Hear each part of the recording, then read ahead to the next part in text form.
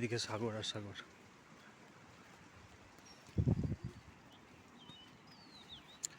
এটা কিন্তু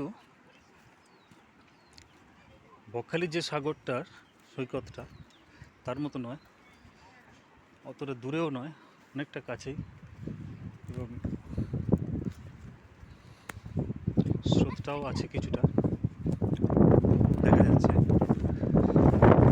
মেঘলার কারণে দূরে ভালো দেখা যাচ্ছে না।